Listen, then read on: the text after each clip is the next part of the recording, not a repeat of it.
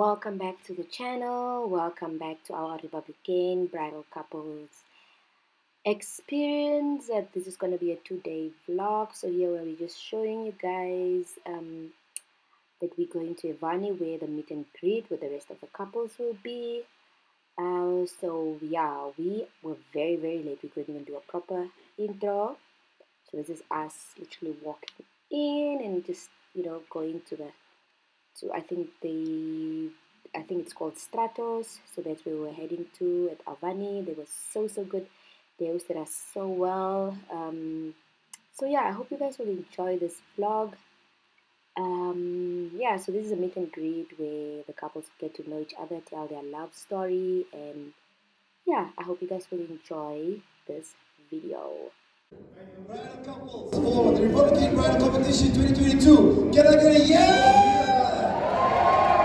So guys, yes, the Republikein Bridal Competition is where we celebrate love. We want to promote the blessed union of matrimony and inspire people. Because I heard her father is a very mad guy. So he's bad. So I'm not going to go there. And then time proceeded, and it was 1 December, and I saw one of her posts on Facebook, and she was catching fish with her father and a brother, and then all of a sudden something went off in my mind. This is the girl. I have to carry on with this. I can't stop. And the next things just progressed from there, and I went to go to her house, and we actually had a great time. We spoke a lot, and it was really fun. And then at some point, I just wanted to ask her to be my girlfriend. And I had this very small apartment, and there was not a lot of space and stuff, and I put up a movie against the wall, and I had a nice candlelit. It was beautiful and everything. And I never do stuff like that. Nor would I ask a girl. I don't do a lot of work to ask a girl. It just happens in the moment. And I was just like, what's wrong with me?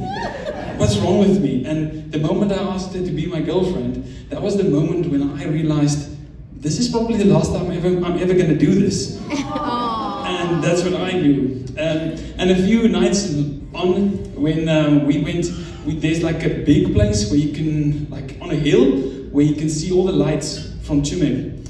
And we were sitting there with my bakkie, on the back of my bakkie, and we were checking the lights. And I asked her, actually, would it be great if we could be together? And at that moment, she actually realized that she wanted to be with me. So yeah, that was the moment that actually opened up everything for us. And from there, everything just escalated, because like I told you, it only happened in one year. So this was a fast thing. And then we went with our family to the Okavango River. We were at the Mahangu River Lodge. I don't know if you know the Mahangu River Lodge. And we were catching fish. Our family loves catching fish. So I was new to that, so I had to learn a lot about that. And I asked her on the morning cruise, I asked her to marry me. And then I washed her feet. I washed her feet as to show her that I will always be there to support her. So yeah, that's how our journey actually started. Okay, so Marcus, did you choose the morning drive knowing that her dad listens to Hartklop or something? I was really scared of him at the moment, but now we're like besties. But then we were I was really scared of him. He was a scary guy.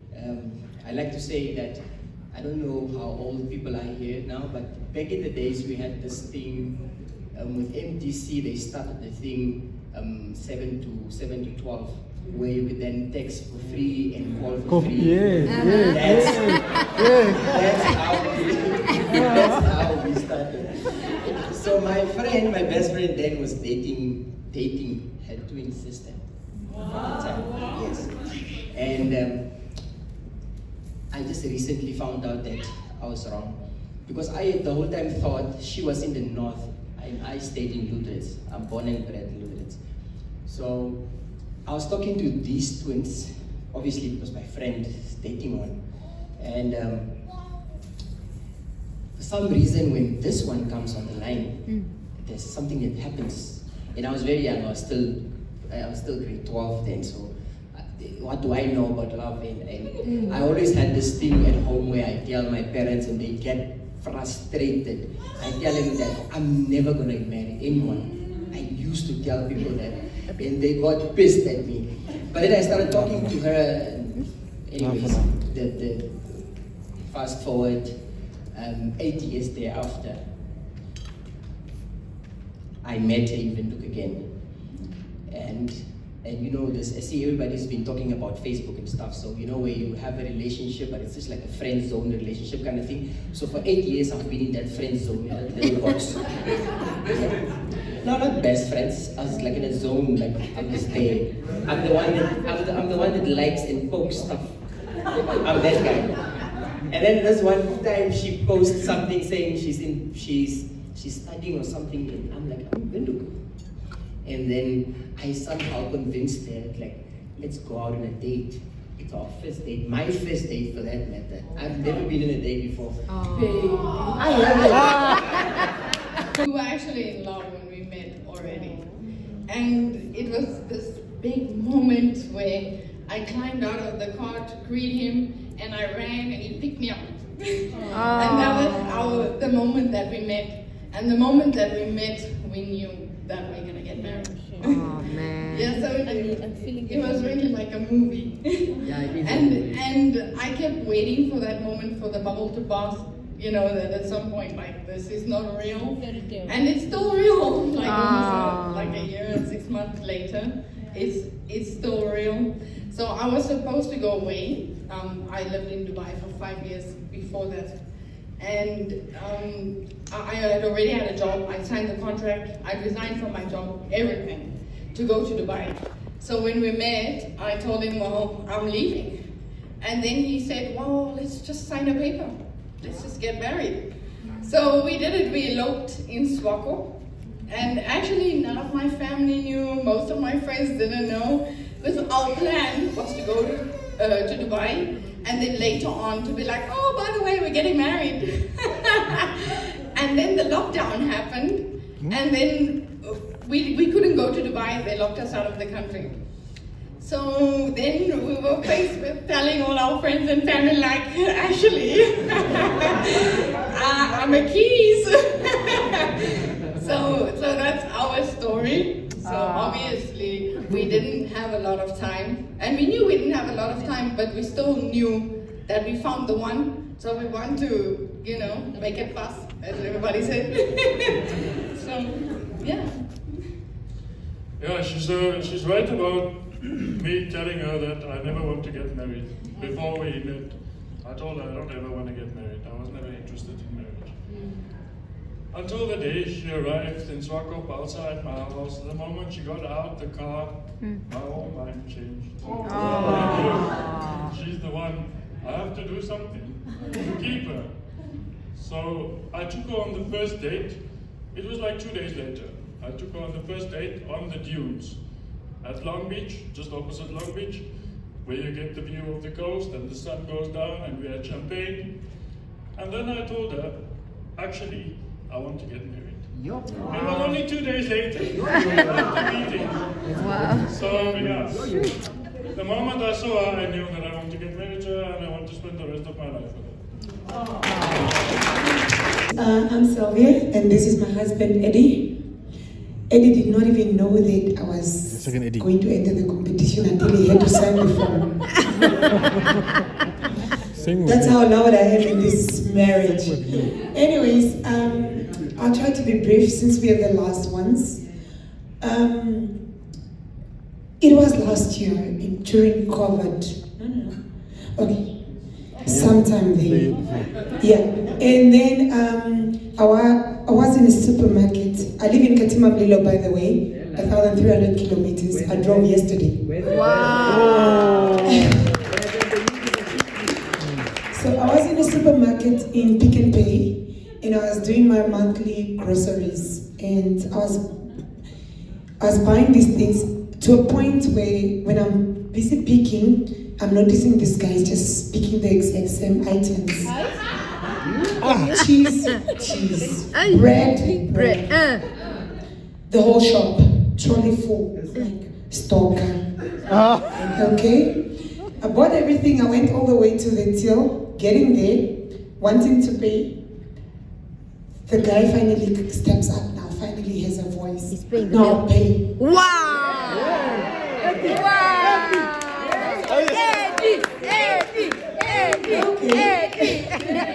Eddie!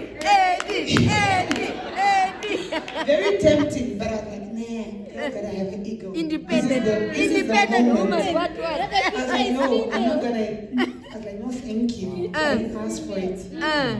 Okay, I paid for my stuff. He still paid for his items that were actually my items, a replica of everything that was mine. I don't know what he did with them. In fact, I never asked you, what did you do with them? He paid for them. I saw, while I was still packing mine, he paid for his. I was like, okay. It took almost 2 years. Then I saw him again. That was it. Yeah, that was it. I went to my car, got in my car, drove off. 2 whole years. Never saw him again. I'm sitting in my car at the same shop 2 years later. No way. This is last year. No. It is. It is last year. No, it's a stalker. I'm sitting in my car. Same supermarket. I'm waiting for a friend of mine that's at the ATM. My car opens. And it's covered. People have masks. Mask on. A whole guy comes in, very dark and all.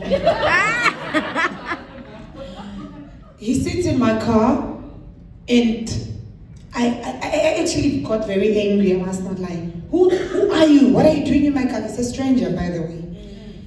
And he very calm as usual, very composed. He says to me, "I'm your future husband." No way.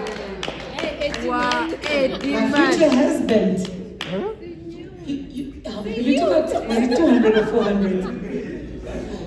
He took out some money, but it was just purple money. And he's like, have lunch. Hella. And got out of my car. I was like, what the hell just happened here? Yeah. Okay. My friend comes back and I tell her, there was a stranger in my car. And he gave us this money to have lunch. And he said it was my future husband. My friend said, Illuminati. Satanic. Witchcraft.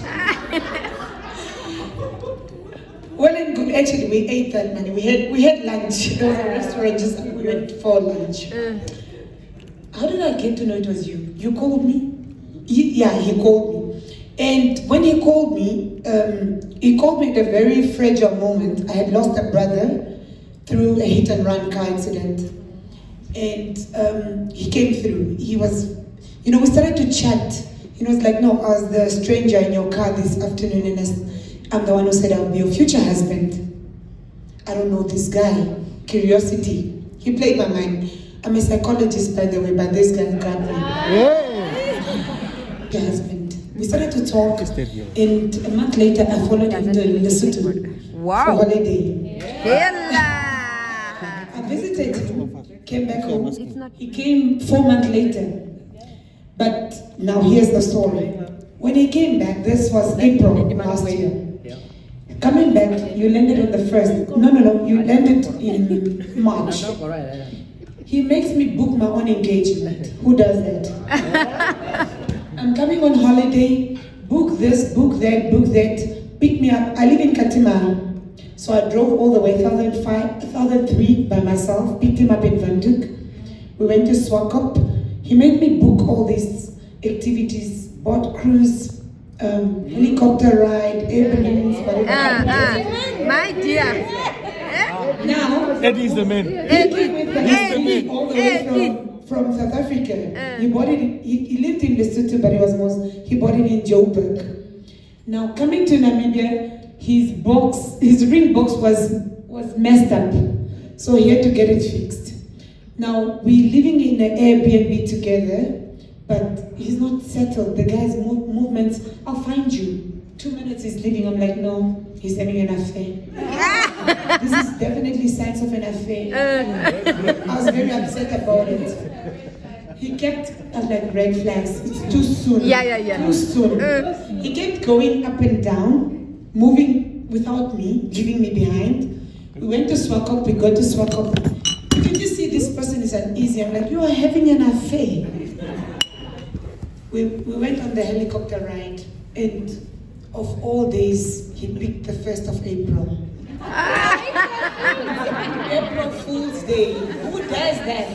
Oh, Eddie! Eddie! We're in the helicopter in Swakop. We've done all the other activities. We're in the helicopter. Yeah.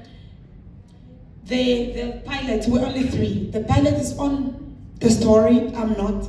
I'm busy appreciating the view. Okay, we're wearing those, whatever. And I can hear him saying, you know what, since I met you, you have... Remember what I told you earlier? But got all over it, GBV. This one wants to kill me. You really, you everything to me. I can't live without you. No, stop it. What do you mean? You want to throw you off the airplane. Ring out, will you marry me? I won't lie, we up in the air.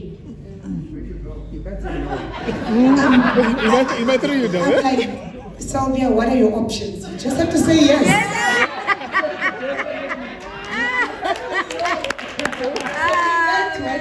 I want to say that with saying when did you know, I did not know. I had to take it. I had to take it. We up there. So I said yes. And I said yes. We came down. And we only had 8 months. But the moment we came down, I sent it to my friends. And it went viral. It went on the Namibian wedding page with that engagement. And my parents said he married me before. So he's lobola. I'm from Zambezi, by the way. We pay the most highest lobola. He had to pay over 60,000 Namibian dollars in damages. So it was a mess. That was too white for my parents. So nonetheless, this has been an amazing journey. 60,000. I did not know. To answer the question, when did you know? 60,000. Immediately after that, he left. Went back to Lesotho. Did you go to Lesotho or to Ethiopia? Oh, he went back to Lesotho. He's from Ethiopia now. So he went to Lesotho again. I realized I was pregnant. Oh my God. Pregnant. Oh, We were at my friend in Roboth. She's a doctor in Roboth. When the contraction started, and everybody was having a good time. I said, he brought me to the hospital. I said, you know what? I'm going to be here for a long time. You can go and enjoy yourself. We stayed 4 days straight. He slept, dressed. Until I left, he never left. We stayed in the hospital together. And from that moment, I knew he was the one. In case you have anything to add, this is the moment. Well, I think the only question I'm going to answer is what I did with the shopping. I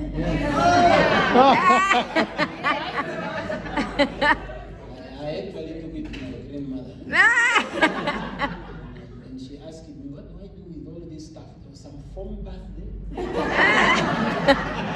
said, Grandma, just throw it on your body and put water. So that's what I did. The shopping. Beautiful. When I took Sylvia for the first time to meet my mother called me aside and said, you know that wheelchair you bought for your grandma, there's a problem, I want to show you something. So I went with my grandmother into courtyard, and she said, but where did you find that beautiful man? I said, Mom, you know when you used to send me for fishing? Yes! It catches the right fish. Yes! Zambezi brim. Zambezi brim. Jerry, I just want to say this. My husband actually now works in Ethiopia. When I heard I'm in the top 12, I said to him, come high or low, you are in Namibia, and he's here. Hello, everybody. Okay, I'm Ramona. This is my handsome husband, Franco. How we met? Okay, we are actually varsity sweethearts. So I actually timed this guy, hey? I had my eye on him from, I think, the get-go. Yeah, so I was coming from a very, very bad breakup, and everything around me was very dark, and everything around me was very, you know, it didn't make sense. So we were in the hostel at Polytechnic, now it's NAST. Yeah, so we had a mutual friend. So I did notice him around campus, and I was like, okay, that handsome guy. But because he was in a relationship, I respected that, hey? So a mutual friend introduced us in the beginning of the year of 2013, registration time.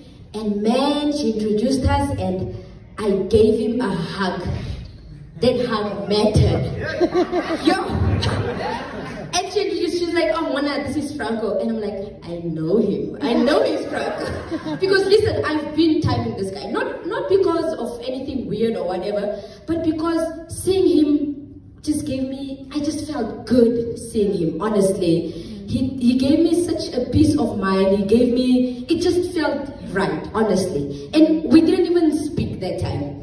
So a friend of ours introduced us. We gave each other a hug. And that hug it really meant a lot. Fine, fast forward. So this guy, because he's in a relationship, I kind of had to, back down a bit. And I think a month later, because after registration, I think 2 weeks later, then we have to come back to the hostel to prepare for now, the semester.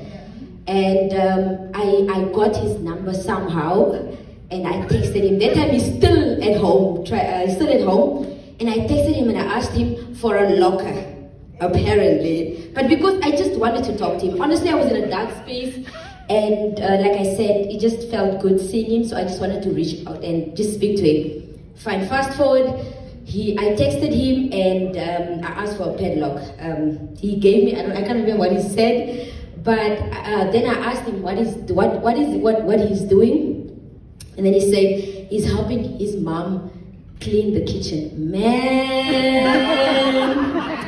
that's all the confirmation I needed, honestly. Listen, a girl that was raised by a grandfather who was very active, helping my grandmother in the kitchen, everything, doing the most. That's the only confirmation I needed. I knew from that day that this man is the man that I want to live, that I want to spend the rest of my life with. So I don't know what he has to say. I don't know how he knew. I think he's gonna have to say that.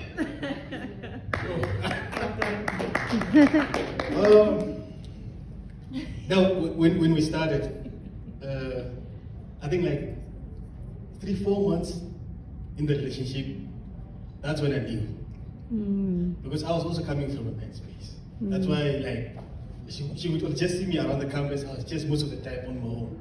I was like a lone wolf, sitting alone and all those things. So I knew it like 3-4 months down the line because the connection was just so real. And I believe in the saying that goes like energies don't lie. If you click with somebody, you click with someone. It doesn't take you ages or years. It can happen in a matter of 2 days, 3 days, and then you just know. So, long story short, when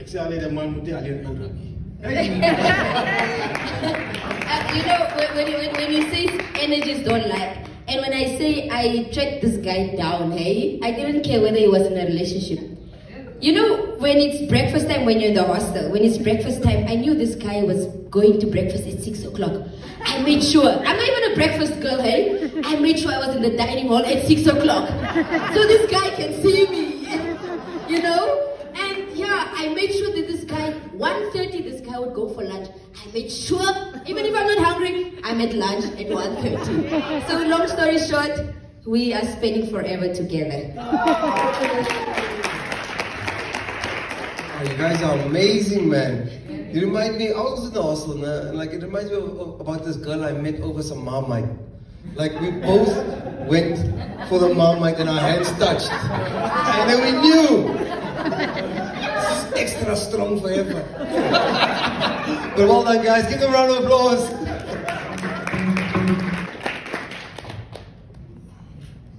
Hi guys. My name is Swama. I'm so excited. I love stories.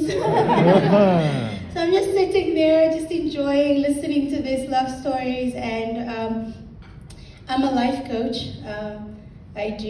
My husband and I, we give premarital counseling, marriage counseling, relationship coaching. So this is really our arena. We are so passionate about relationships and marriage, and we just want marriages to be beautiful and to go on forever, you know? The purpose of marriage is very important to understand, because we get so tied down into the absolute beautiful fairy tale. We just love each other, we're perfect for each other. When the hard times come, it's difficult to see past that, because you're like, if I'm not happy, then what's the point? Yeah. But I want to tell you, first of all, what the purpose of marriage is not. It is not to be happy. Happy is nice. Happy is good. And you can have happy when you put in the work. But happy is not the purpose. Okay? It's also not to have children. That's not the purpose of marriage. Okay? So a marriage without children is still a marriage. Mm-hmm.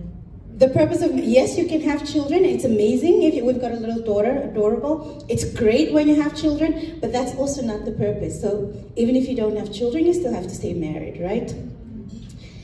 The purpose of marriage is also not to build an empire. I know you men are like, I don't know what's wrong with you people.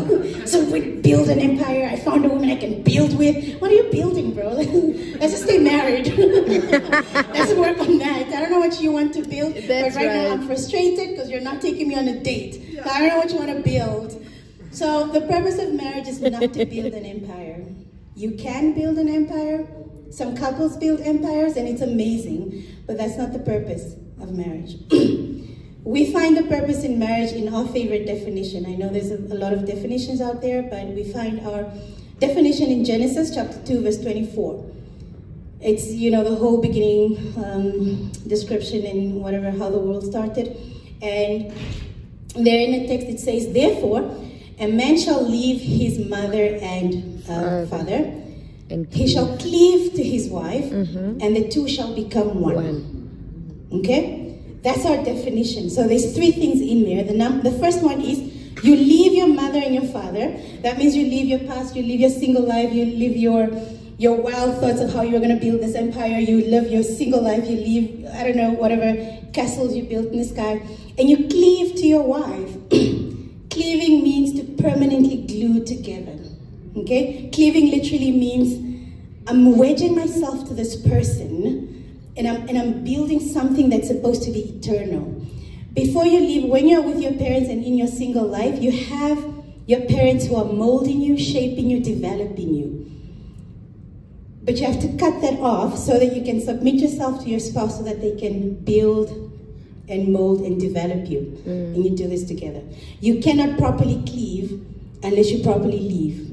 A lot of people get this wrong, okay? One of the signs that you haven't left is when you keep comparing your husband to your father. Yes. Or your wife to your mother. And I know sometimes you might not say it, but you act like it's like, this meat is not that. I don't know, my mother used to. It's like, okay, marry your mother then.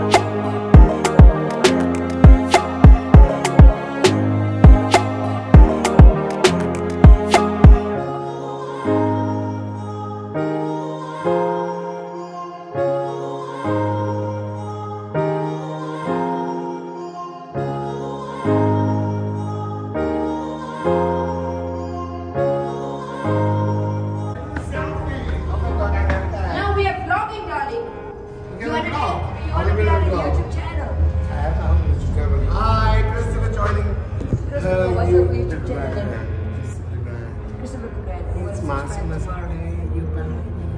Christmas Wow, again. this is a fabulous lady. Better follow.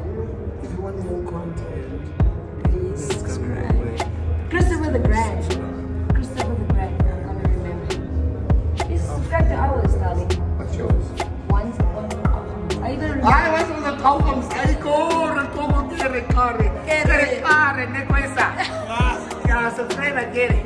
I'm not saying subscribe to I and Coco. We got you. Yes, how's it? Good man. Under you, Debra. Quit. Nine now.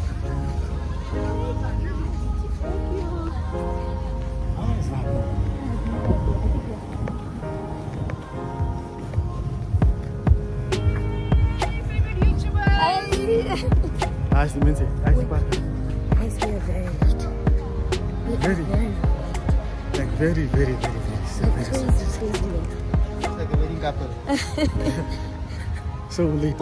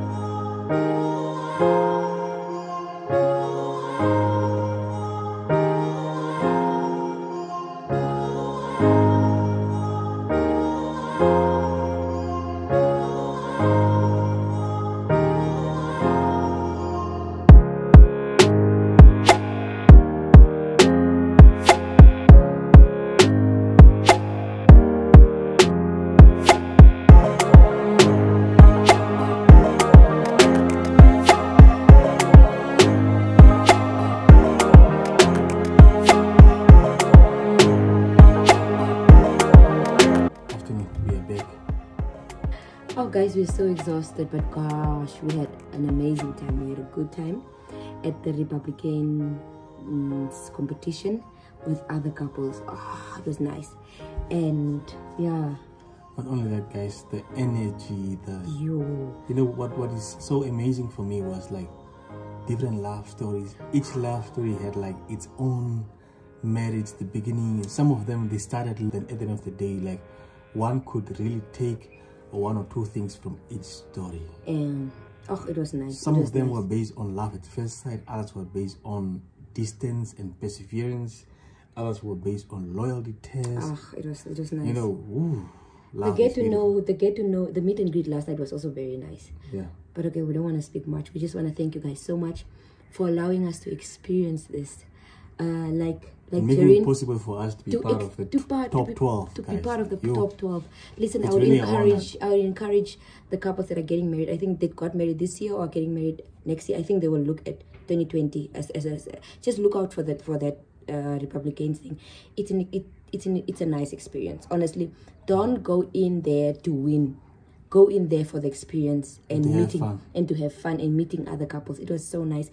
And the couple that won the Likandos, their love story is so beautiful. They really deserve it. Listen, those people went all out. The husband flew in from Lesotho to come and be here today. And they brought the whole family. Their family members were wearing matching clothes. I think the material, the clothes for the wedding day. For the wedding, yeah. Honestly, they deserve it. They really deserve everything. But their story was just beautiful. So unique. Because that guy, Eddie, from day one, the guy was just like he literally put in like He did 200% from day one. Yeah, yeah. 200%. You know, his intentions were just real. Yeah. You guys should hear. It's a love story that everybody should hear, honestly. But then the rest of the couples also really, like Franco said, beautiful, beautiful stories. But listen, guys, thank you guys so much, so much once again for always having our back, for always being on our corner. And we love you guys so much. We really, really, really do. Really mean it. We appreciate it so much. We can feel the love and support that you guys are giving us. There were people in the crowd that I think that is part of the favorite clan. And because I know they were like shouting our name, they were constantly cheering us on and stuff. Guys. Yeah. And not only that, I mean recently the number of, you know, unknown people just calling us by name, you know, in town especially is also increasing. We are seeing, like, we are having more encounters with the favorite clan people, you know. It's nice. It's just like, Franco, hi Mona, and you're like, hi Mom. Someone's parents, and we're like, yo, we just know our people are here, you know. We get to encounter them or to run into them more often now. Yeah, that's a good thing also. But yes, guys, we don't want to speak much. We just want to say thank you and see you guys in the next video. Do you have something else to say? Guys, remember, she's my favorite person. I'm her favorite person. And you guys are our favorite clan. Sure.